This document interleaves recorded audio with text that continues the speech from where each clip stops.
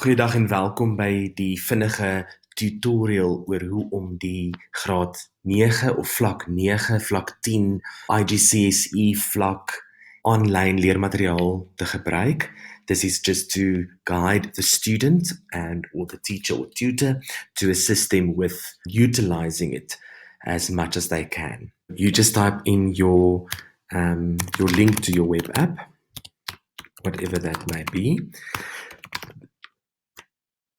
And then you land on the opening page of Balatrek Kaaptu, which is where you'll begin.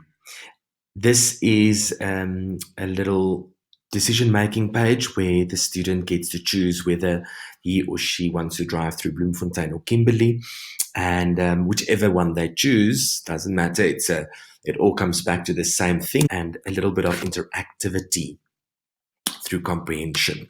So here we have the following page where there's your audio that you can play, you can read through with the kids, or the kids can listen to it themselves.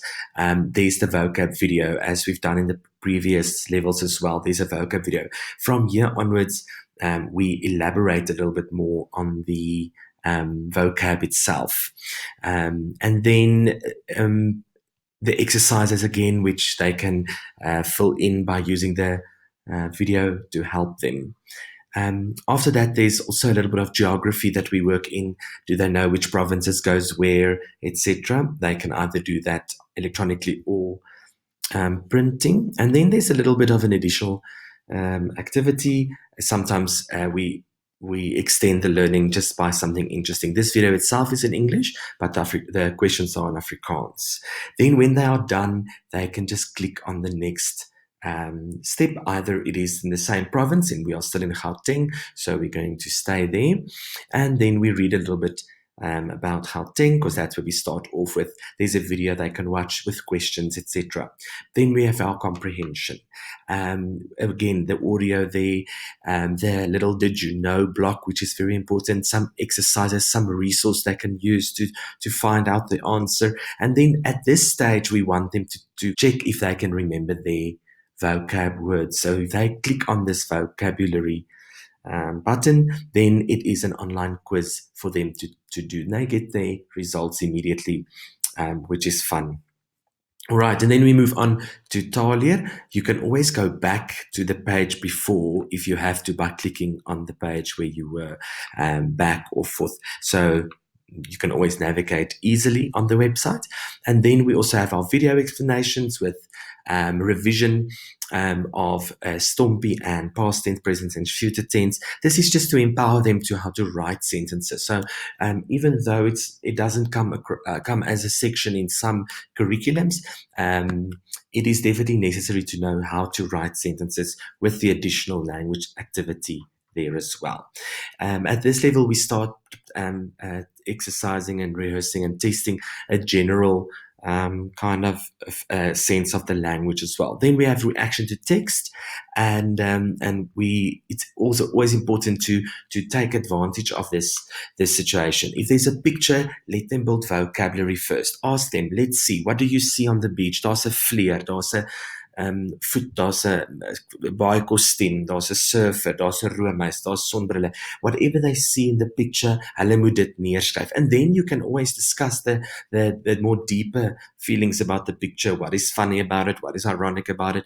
Do they experience that? Do they have they experienced that? Why do they experience it? You can engage with them a little there. And then we have obviously our exercise that is based on the reaction to text. This is very important for them to start using their cognitive brain and think a little bit.